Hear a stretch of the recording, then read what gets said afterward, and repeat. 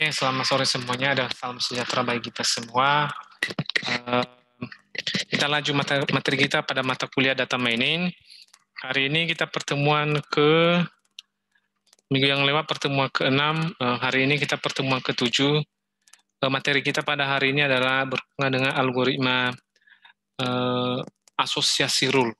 Jadi sebelumnya kita sudah belajar algoritma a priori, algoritma asosiasi rule. Hari ini kita belajar algoritma row set. Jadi materinya seperti ini, algoritma row set. Jadi kita belajar hari ini algoritma row set. Jadi sebelumnya saya informasikan bagi adik-adik semua bahwa nanti jangan lupa diisi absensi sesuai dengan jam perkuliahan, bukan sesuai dengan jadwal video atau jadwal Zoom. Dan diisi pertemuannya itu adalah pertemuan ke-7. Selanjutnya kita lanjut ke algoritma row set ya.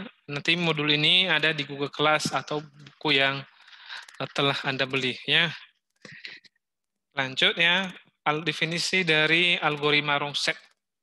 Algoritma row set adalah salah satu teknik dalam data mining untuk memperoleh informasi atau pengetahuan dari kelompok data atau tabel yang berbentuk decision system, yaitu tabel yang dilengkapi dengan atribut kriteria dan keputusan. Output dari algoritma row set dalam bentuk rule, ya, dan dapat digunakan untuk memprediksi sesuatu yang akan terjadi berdasarkan data-data sebelumnya, seperti memprediksi kelulusan mahasiswa berdasarkan nilai yang diperoleh per semester, atau memprediksi kenaikan harga emas berdasarkan harga emas, dan lain sebagainya. Jadi algoritma row set salah satu teknik dalam data mining dalam memperoleh informasi pengetahuan dari data yang berbentuk decision system. Seperti apa tabel dalam bentuk decision system? Itu yang perlu kita pahami terlebih dahulu. Oke, saya ambil contoh data dalam bentuk decision system. Seperti ini contohnya. Data dalam bentuk decision system. Oke, ini adalah contoh data dalam bentuk decision system. Kenapa disebut decision system? Tabel tersebut ada atribut kriteria, ada atribut keputusan. Tabel ini berisi kriteria, atribut. Atribut itu sama dengan kolom. Pertama, atribut dari nomor, atribut cuaca, atribut temperatur, atribut kelembaban, atribut angin, dan atribut bermain. Di antara tabel ini, di antara atribut ini dibagi lagi menjadi 3. Jadi pertama atribut objeknya, inilah objeknya, ini biasanya nomor atau nama. Yang kedua adalah atribut kriteria. Nah, ini kriteria itu cuaca, temperatur, kelembaban, dan angin. Sedangkan atribut keputusan atau atribut decision adalah atribut bermain. Jadi dibagi 2, ini atribut kriteria, ini atribut keputusan. Ya, seperti itu contoh tabel dalam bentuk atribut kriteria. Kenapa disebut atribut kriteria?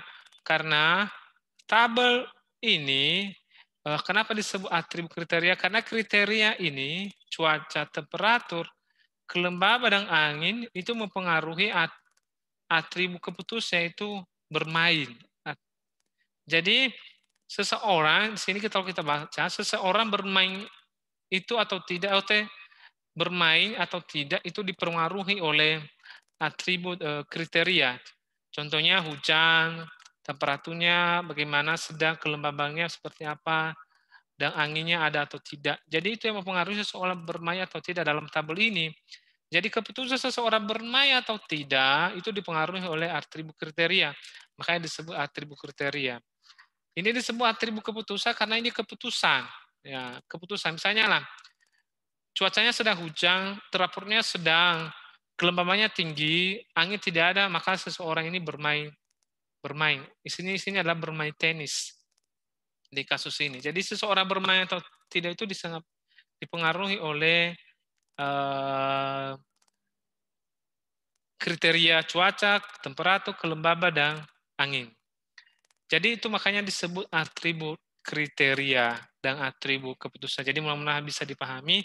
Tidak semua tabel atau data itu ada lengkap dengan atribut kriteria atau atribut keputusan. Tidak semua tabel atau data.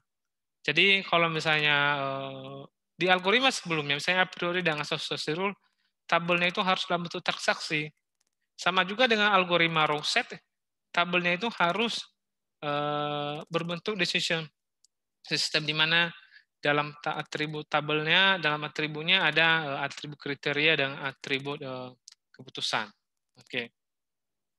Jadi di algoritma row set, jadi kita mencari data dalam bentuk tabel yang berbentuk decision system atau tabel yang dilengkapi dengan atribut kriteria dan keputusan. Output dari algoritma row set adalah itu dalam bentuk rule. Yang sama sebelumnya kan ada asosiasi rule. Rule kan jika ini maka ini, jika ini maka ini.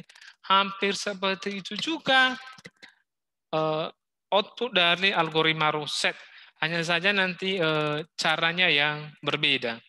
Hanya saja nanti caranya yang berbeda. Jadi di sini, di tabel ini, kita mencari pengetahuan dalam bentuk rule atau informasi dalam bentuk dari data yang berbentuk decision system. Kalau sebelumnya di a priori dari data berbentuk transaksi, ini dari data yang berbentuk decision system. Jadi beda caranya. Jadi kan format data itu ada banyak sekali. Ada yang berbentuk transaksi, ada yang berbentuk decision system, ada juga dalam bentuk atribut saja atau atribut kriteria, tidak ada decision systemnya. Jadi jenis tabel itu sangat banyak. Jadi di kasus ini yang kita gunakan adalah untuk algoritma row set, datanya dalam bentuk decision system. Di mana tabel tersebut dilengkapi dengan atribut kriteria dan keputusan. Untuk apa sih algoritma row set? Banyak sekali kegunaannya. Salah satu adalah untuk memprediksi. Di dalam kasus-kasus data mining sebelumnya, kalau misalnya memprediksi sesuatu, itu menggunakan row set. Itu terkenal dengan row set. Jadi misalnya bisa memprediksi sesuatu berdasarkan data-data sebelumnya, di mana data-data sebelumnya itu adalah berisi kriteria dan keputusan. Jadi dari data-data tersebut bisa memprediksi apa yang akan terjadi di masa yang akan datang. Misalnya memprediksi harga emas ke depan berdasarkan harga emas sebelumnya. Begitu juga memprediksi misalnya harga beras ke depan berdasarkan harga beras sebelumnya dengan dipengaruhi oleh berbagai kriteria-kriteria, atribut kriteria. Selanjutnya, algoritma, karena algoritma ini pasti ada langkah-langkahnya. Begitu juga di algoritma row set. Jadi di algoritma row set ada beberapa langkah yang harus kita lakukan dalam mengerjakan atau menyelesaikan kasus algoritma row set. Pertama, decision system atau atribut. Jadi yang harus pertama adalah tabel yang kita gunakan harus dalam bentuk decision system atau data yang kita gunakan harus dalam bentuk decision system. Di mana tabelnya tersebut berisi kriteria dan atribut. Yang kedua adalah equivalent class. Ya, equivalent class adalah penyamaan, equivalent sama. Nanti saya jelaskan di penjelasan berikutnya. Baru ketiga adalah discernibility matrix dan discernibility matrix modul D. Keempat adalah reduction, kelima adalah general rules. Jadi ada 5 langkah yang dilakukan dalam proses menyelesaikan kasus dengan algoritma row set. Oke, penjelasannya adalah decision system. DS, data atau kelompok data tabel yang digunakan dalam proses algoritma row set harus dilengkapi dengan atribut kondisi dan decision atribut atau atribut keputusan. Atribut keputusan sering disebut dengan target atau kelas, ya, target atau kelas. Jadi contohnya di sini kalau Anda lihat di sini kita ada contoh tabel, ini objeknya, baru ini kriterianya A sampai seterusnya, A sampai E, dan inilah keputusannya. Jadi seperti ini tabel dalam bentuk dalam bentuk algoritma row set. Jadi kalau Anda lihat definisinya U-nya ini adalah sebagai objek, A ini adalah sebagai atribut kondisi atau kriteria, C ini adalah atribut keputusan. Oke, jadi selanjutnya setelah tabelnya sudah berbentuk algoritma sudah berbentuk decision system, maka kita melakukan equivalent class. Equivalent itu adalah sama, equivalent. Saya equivalent dengan kamu, berarti aku sama dengan dirimu. Jadi definisi desainnya adalah kita mengelompokkan data yang sama berdasarkan atribut atau kriteria. Jadi dalam row set ada hasil equivalent class, yaitu data yang sama itu dikelompokkan. Dikelompokkan di sini data yang sama, di mana kondisinya itu sama dan keputusannya juga sama. Jadi kalau kita baca definisinya, artinya data yang sama berdasarkan kriteria tidak muncul lebih daripada satu kali atau hanya satu kali muncul sehingga data lebih sedikit. Jadi data yang kriterianya sama dan keputusannya sama harus ditulis satu kali. Jadi artinya hanya mewakilkan saja.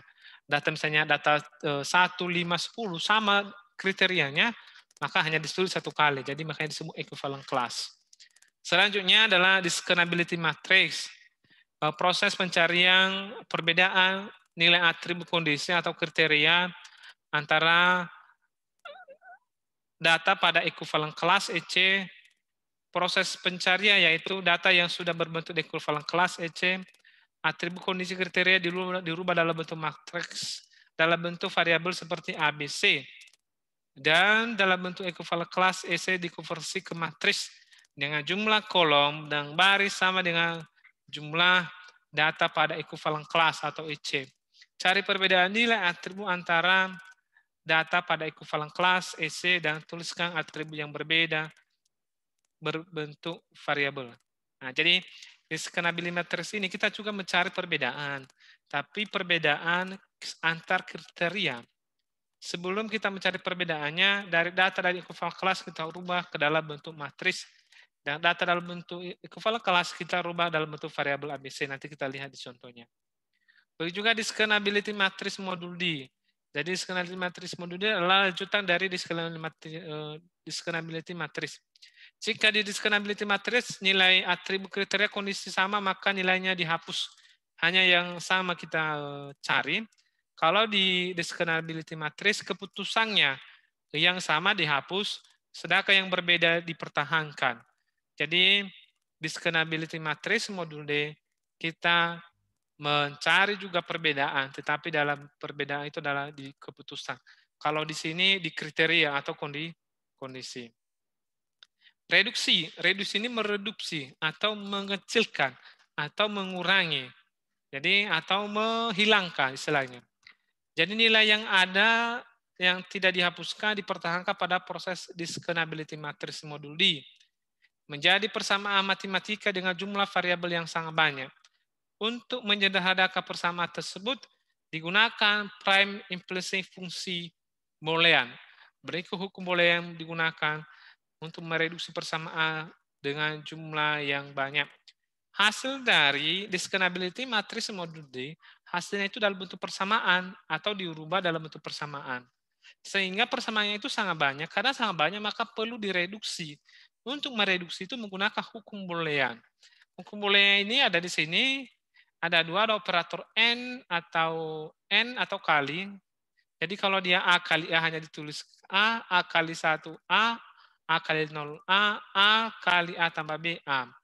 Begitu kalau operator OR atau tambah, A tambah A tambah 1, 1, A tambah A tambah 1, 1, A tambah 0, A tambah A kali B sama dengan A. Jadi itulah rumus atau hukum Boolean yang kita gunakan untuk mereduksi persamaan. Selanjutnya, general rules. Jadi merupakan proses pembentukan rules. Berdasarkan nilai variabel yang diperoleh dari penyederhanaan persamaan. Dengan hukum Boolean, pembentukan rules yang itu dengan menyesuaikan pada data tahap equivalent class EC. Variabel atribut kriteria, kondisi hasil penyederhanaan dihubungkan dengan decision atribut.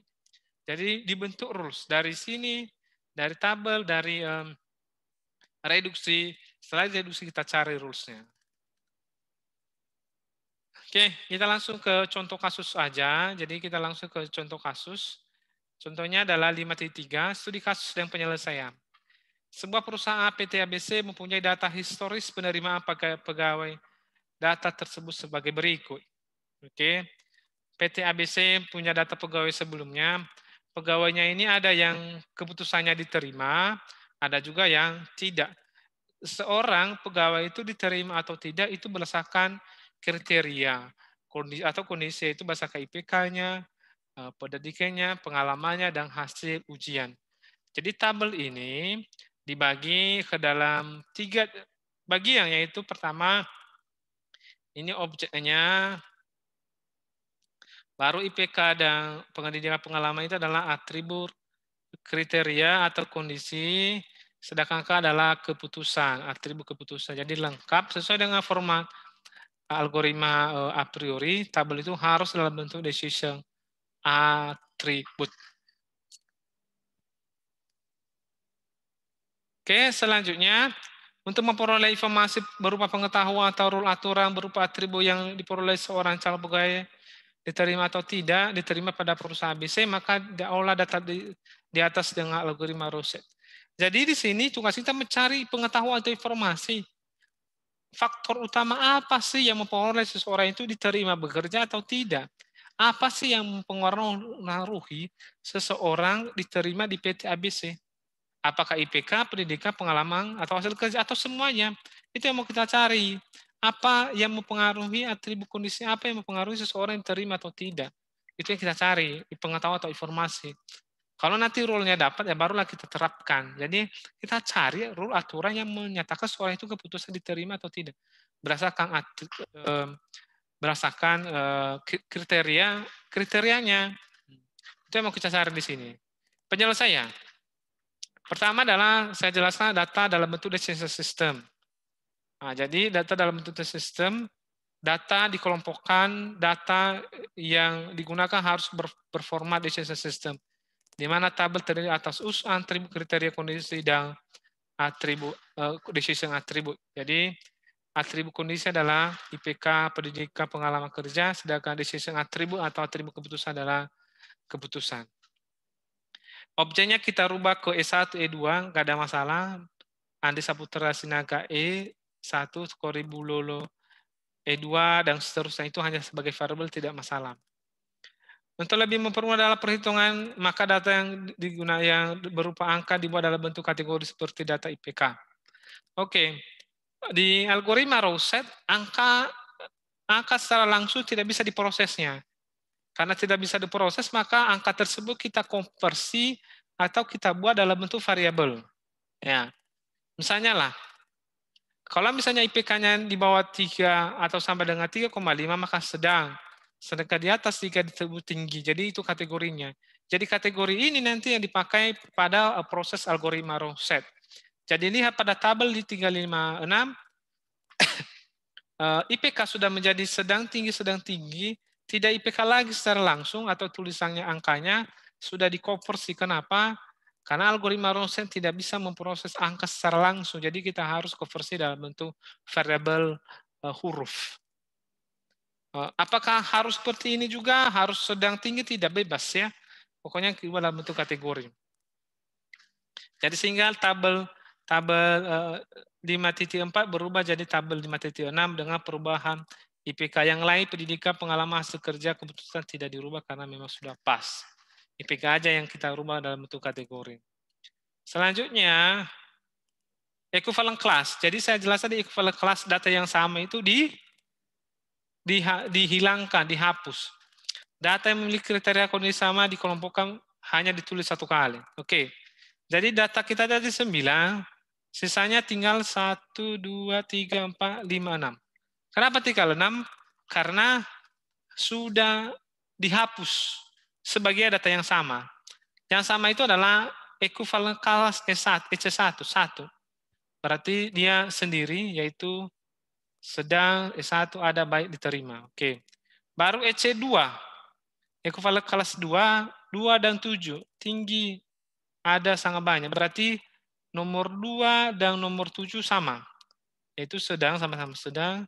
sama-sama D3, sama-sama ada, sangat baik dan keputusannya juga sama-sama diterima. Makanya ini hanya satu kali ditulis. Begitu juga di EC2, EC3. Equivalence ketiga yaitu data nomor 3 dan 6. Data nomor 3 dan 6 katanya sama, yaitu sedang, E1, tidak, cukup, tidak. Berarti sama. Begitu juga EC4, EC5, dan EC8 itu seperti itu, data yang sama dikelompokkan. Seperti ini, jadi datanya jadi lebih sedikit. Jadi datanya jadi lebih sedikit. Jadi makanya 5.7 ini tabelnya jadi lebih sedikit, tadi 9 tinggal menjadi 1, 2, 3, 4, 5, 6. Nah, tinggal 6. Oke. Mudah-mudahan dipahami sampai di sini ya. Jadi di equivalent kelas, data dengan kriteria yang sama dan keputusan yang sama dihapuskan. Cocok ya? Cocok kamu rasa ya? Oke, mudah-mudahan cocok. Lanjut. Discernibility matrix. Jadi sini adalah tabel dari equivalent kelas dikonversi dalam bentuk matriks. Dengan nama atribut kriteria kondisi diubah dalam bentuk variabel, yaitu IPK A, pendidikan B, pengalaman C, hasil G yang D. Bandingkan tiap atribut data pada equivalent class. C, jika ada perbedaan antara data tulis dalam bentuk, jika ada perbedaan data tulis dalam bentuk variabel dan jika tidak ada X. Oke, jadi kita mencari perbedaan di sini per atribut. Oleh karena itu tabelnya kita ubah dalam bentuk matriks. Sebelum kita rubah, kita merubah atribut ini semua di dalam bentuk variabel. Atribut kriteria, ya, atribut kriteria kita rubah dalam variabel. Jadi IPK ini A, pendidikan itu B, pengalaman itu C, hasil ujian sama dengan D. Jadi dirubah. Nah, oke. Apakah harus ABCD? Tidak. Kalau misalnya mau yang lain juga silakan, mau angka juga silakan. Selanjutnya di tabel titik lapang itu, di scalability matrix, kita bentuk baris, kita bentuk matriks di mana kolomnya itu 6, 6. Kenapa 6? 6 kita lihat equivalent kelas itu ada 1 sampai 6. Berarti 6 ke sini EC1 sampai EC6, di bawah juga EC1 sampai EC6. Jadi barisnya 6, kolomnya 6. Kenapa 6? Karena EC-nya 6. Kalau misalnya EC-nya 5 maka 5. Karena EC-nya 6 maka 6. Oke. Itulah pengertian dasarnya. Selanjutnya, kita tulis EC1, EC2, EC3. Jadi EC1 sampai 6 sesuai dengan di sini. Begitu juga di sini EC1 sampai EC6. Selanjutnya, kita mencari perbedaan. Jadi di sini kita mencari perbedaan ya. Kita mencari perbedaan antar tabel, antar kriteria dalam tabel tersebut. Oke, contohnya setelah ditulis seperti ini, ke kanan EC sampai EC6, ke bawah juga sampai EC6, berarti sesuai dengan jumlah equivalent kelas di tabel 5.7. Oke. Selanjutnya kita mencari perbedaan. Jadi kita isinya ini adalah perbedaan, ya. Kalau ada perbedaan tulis. Perbedaan di sini adalah perbedaan kriteria. Perbedaan kriteria kondisi, ya, atau perbedaan kriteria atau kondisi. Contohnya, EC1 ketemu dengan EC1. EC1 dengan dirinya sendiri. Dengan dirinya sendiri. Ada perbedaan? Tidak ada. Karena tidak ada perbedaan, maka tanda kalilah di sini. Oke, lanjut. EC1 dengan EC2, jadi data nomor 1 dengan 2 dibandingkan. Kita cari perbedaannya ya. EC1 dengan EC2 mereka berbeda di IPK. Berarti tadi ini A kan? Ini tadi A. Ini tadi B, C, D. Oke, berarti berbeda mereka di atribut IPK, maka di sini A. Oke. Selanjutnya pendidikan juga mereka berbeda. Karena berbeda maka kita tulis B. Maka tulis B.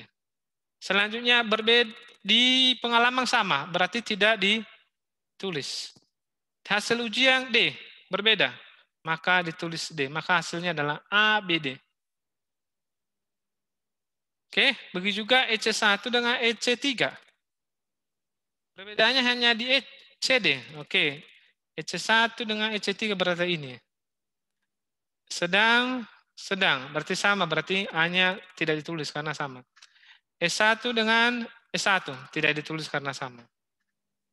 Baru pengalaman. Ada, tidak ada. Berarti berbeda, maka ditulis C. Kenapa C? Karena berbeda di atribut C atau di kriteria C yaitu pengalaman. Selanjutnya di hasil ujian atau D, berarti baik, cukup, berbeda. Karena berbeda ditulislah D. Maka dia CD. Jadi kalau misalnya berbeda atributnya, maka ditulis perbedaan itu. Di mana atributnya? Di dalam bentuk variabel, ya, dalam bentuk variabel. Jadi begitu juga lah seterusnya. Yang dicek adalah hanya yang ditulis adalah hanya yang berbeda atributnya antar data dalam sebuah tabel. Itulah discernibility matrix. Bagaimana discernibility matrix modul D? Kalau discernibility matrix D adalah lanjutan dari discernibility matrix. Kenapa? Karena data dari sini ya dipindahkan ke sini, dipindahkan ke sini langsung. Tetapi discernibility matrix dihapus data yang keputusannya sama. Dihapus data yang keputusannya sama. Jadi kita kembali tetap ke tabel 5.7 ya, tetap kembali ke situ di discernibility matrix modul D. Discernibility matrix modul D EC1 dengan EC1 X tadi memang X di sini berarti tidak ada nilainya karena tidak ada perbedaan. EC1 dengan EC2 tadi ABD. Tapi di sini nilainya hilang. Kenapa nilainya hilang? Karena di EC1 dengan EC2 keputusannya sama. Sama. Maka di discernibility matrix modul D dihapuslah dia. Paham ya? Dihapuslah dia.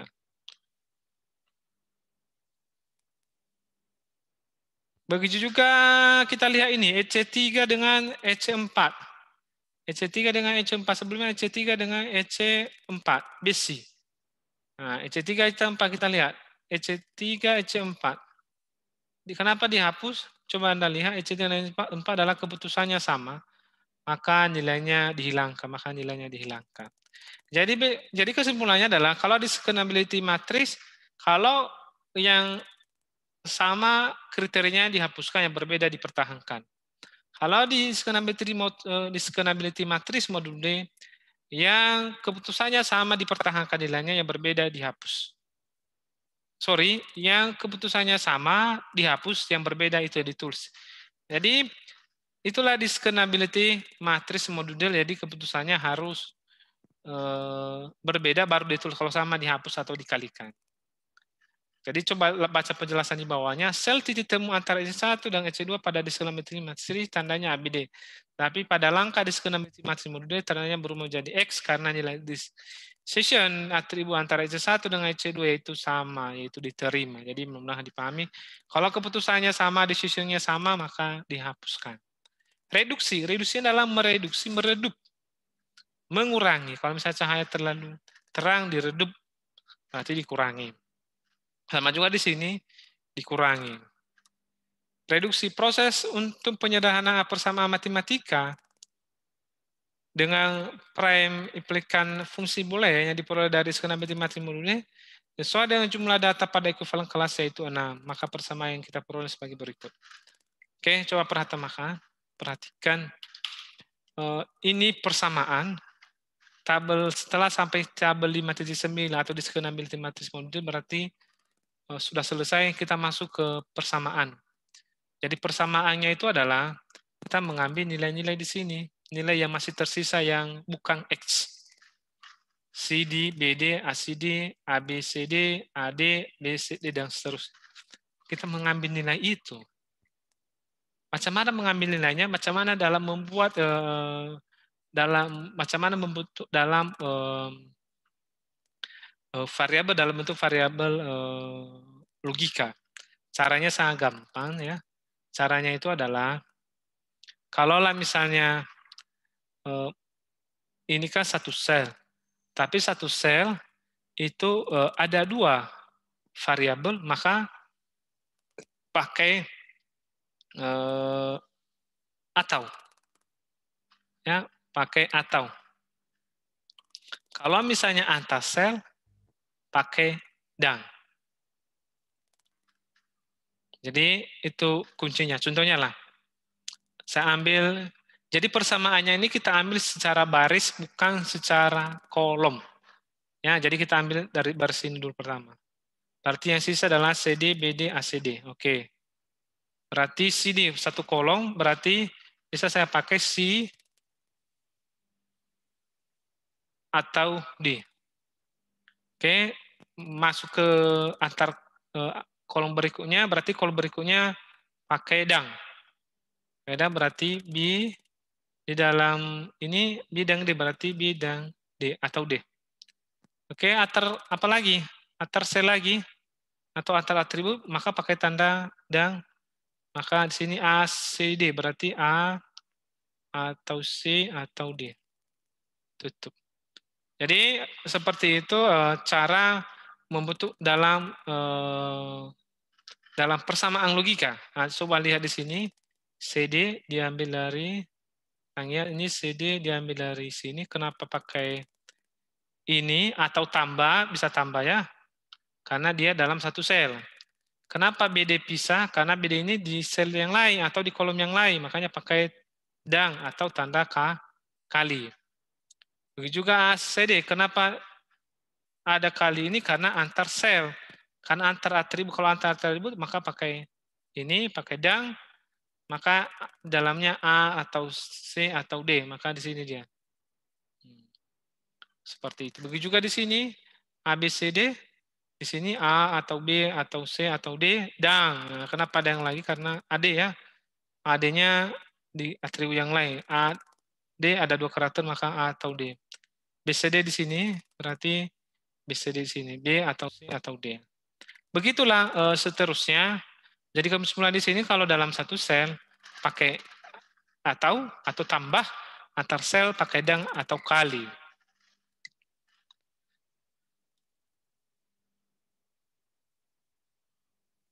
Oke, selanjutnya kita masuk ke proses reduksi. Ini baru persamaannya, baru kita reduksi sama-sama algoritma Rouset ini atau data ini. Saya kasih contoh yang pertama saja ya, yang ini. Bagaimana cara mereduksi? Mereduksinya adalah menggunakan rumus Boolean. Oke, nomor 1, inilah penyelesaiannya ya. Jadi sebelumnya kan sudah pelajari rumus Boolean. Jadi kita cobalah jelaskan. C atau D, dan B atau D, dan A atau C atau D. Itulah soalnya. Kita lah sederhanakan ini. Jadi cara menyederhanakannya adalah, pertama, ini kalau Anda silakan, tapi saya kalikan dulu. Saya kalikan ini dengan ini terlebih dahulu. Hasilnya itu ini. Yaitu C kali B, BC, C kali D, CD. Setelah itu B kali D, BD, baru D kali D, D. Baru ini turunkan aja dulu ke bawah langsung.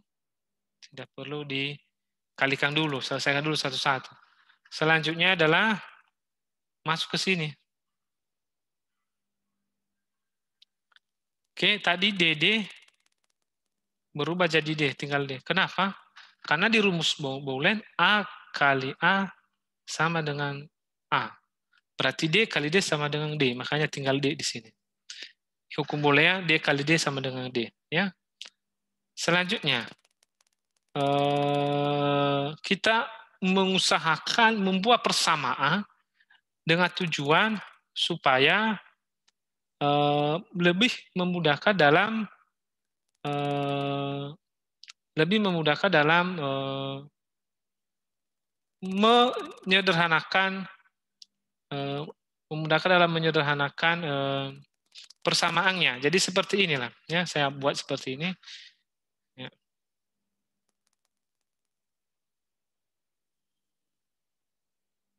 Oke, di sini BC turun dulu ke sini ini, CD ke sini, BD tambah D, saya rubah ke sini, D kali 1 tambah B. Oke. D 1 tambah B. Oke. Itu kan sama, D kali 1 kan D. D kali B berarti D, BD. Betul nggak? Kan sama dengan ini kan? Oke. Oke, mudah-mudahan sama. Tujuannya adalah supaya kita masuk ke persamaan boolean, di mana booleannya itu adalah A tambah 1 sama dengan 1. Jadi lebih sederhana. Makanya di sini saya rubah D kali 1 tambah B. Karena sama ini kan. Oke. Jadi di sini D 1 tambah B. Sama dengan BD tambah D. Jadi di sini, ini dia dirubah. Tujuannya supaya lebih mudah kita menyederhanakan. Sini B tambah D sama dengan D1 tambah B. Oke, lihat di bawahnya. Ini BC tetap turun, CD tetap turun. D kali 1. Kenapa? 1 tambah B, 1. A tambah 1, 1. Itu dihukum boolean. Hukum boolean adalah 1 tambah B sama dengan 1. Makanya tinggal D1. Tetap ini yang belum diganggu juga ya. Oke. Selanjutnya BC turun. D juga turun. Kenapa turun lagi? CD tambah D kali 1. Kenapa jadi berubah seperti ini? Sama seperti tadi ya. Sama seperti tadi juga. D kali 1, D.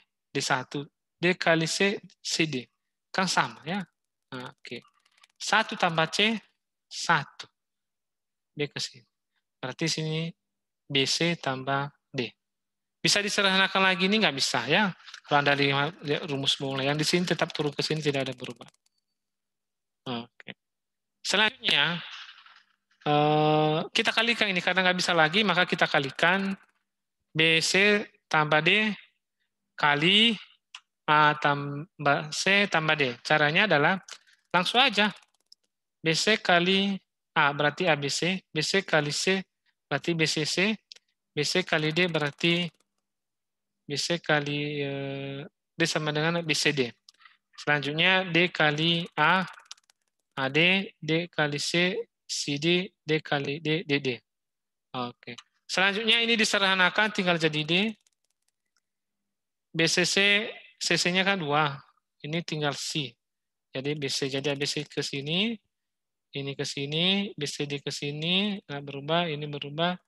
Ini tinggal D karena D kali D adalah tinggal D. Selanjutnya kita sederhana lagi seperti yang tadi. BC 1 kali A.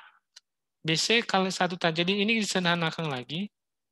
Jadi kalau dilihat, ABC tambah BC sama dengan BC kali 1 tambah A. Jadi 1 tambah A 1. BC-nya tinggal. Begitu juga di sini BCD. BCD dengan CD. Jadi BCD dengan CD, ini BCD dengan CD. Ya, dipasangkan. Begitu juga AD dengan D. Jadi dibuat CD kali B, BCD, CD kali B, CD kali 1, CD, BCD kali B, maka BCD. Jadi sama kan? Begitu di sini D kali 1 tinggal D, D kali A, DA. Jadi pas.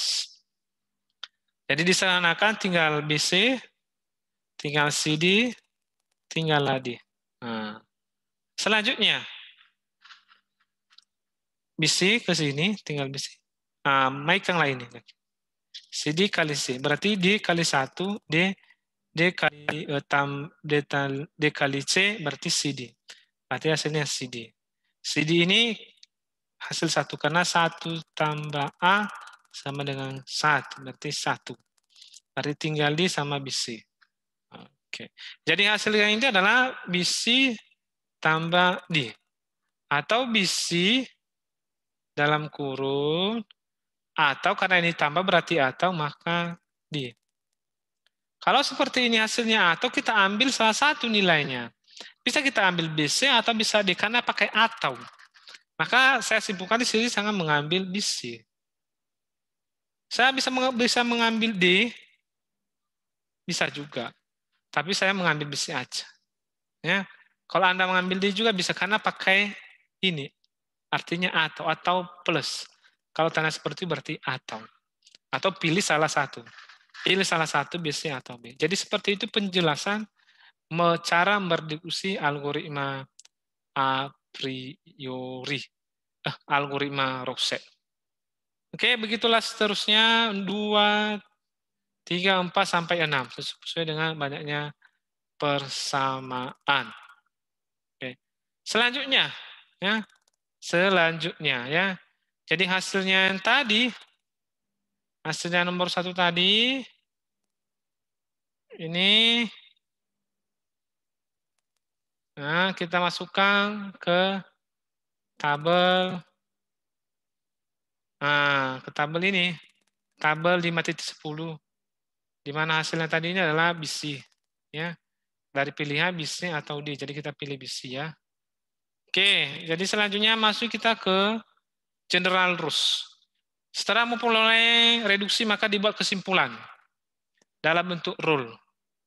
Pembuatan rule berdasarkan variabel dari proses reduksi dan dihubungkan dengan decision attribute, dengan penyesuaian dengan tabel equivalent class. Jadi disesuaikan dengan tabel equivalent class, di mana A tadi sama dengan IPK, B sama dengan pendidikan,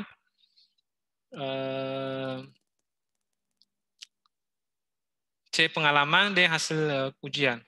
Dengan format rule-nya adalah menggunakan kata jika reduksinya apa, maka decision attribute. Nah, jadi seperti itu cara membuat rule-nya. Caranya adalah kita membuat rule-nya. Bagaimana caranya? Seperti ini. Tadi hasil akhirnya kan B. B ini adalah atribut dari pendidikan dan C adalah pengalaman. Jadi untuk membuat rule ini kita menggunakan jika reduksinya maka. Jadi AB ini, saya tulis ini AB ini hasilnya kita buat rule-nya. Oke, kita melihat tabel equivalent kelas. Oke. Oke, jadi ini dia. Berarti yang kita pakai untuk kasus yang pertama adalah hanya kolom A dan B, ya. Kolom A dan B. Tadi hasilnya apa? Hasilnya tadi BC, ya, atau mau apa, salah. Jadi yang kita gunakan adalah nomor 1 adalah BC. BC, berarti yang kita gunakan adalah kolom B dan C. Oke, kita perhatikan kolom B dan C. Jadi melihat apanya, memasukkan dia ke rule, harus kembali ke sini, ke tabel 5.7. BC. Jadi BC, B tadi ini tadi A, ini B, ini C, ini D. Di kasus nomor 1, yang kita buat rule itu hanya B dan C, berarti IPK tidak dipakai, hasil ujian tidak, AD kita hilangkan. Jadi kita langsung membuat rule seperti ini. Ini ke sini. Nah, jadi cara membuat rule-nya adalah langsung aja pakai tadi pakai kata jika kan, berarti langsung jika atributnya apa? Pendidikan atau A dan sama dengan S1. Satu kan pendidikan S1 sama dengan 1. Dan pakai B kita, C. Pengalaman. Pengalaman atau C sama dengan ada, maka langsung ke keputusannya, diterima. Begitu juga di sini. Jika pendidikannya D3, dan pengalamannya ada, maka diterima. Lanjut lagi misalnya, jika pendidikannya diterima, S1, pengalamannya tidak ada, maka tidak diterima. Jika pendidikannya D3, pengalamannya ada, maka tidak. Nah, jadi di sini ada dua hasil yang berbeda. Ini kan sama ini sebenarnya. Ini dengan ini kan sama.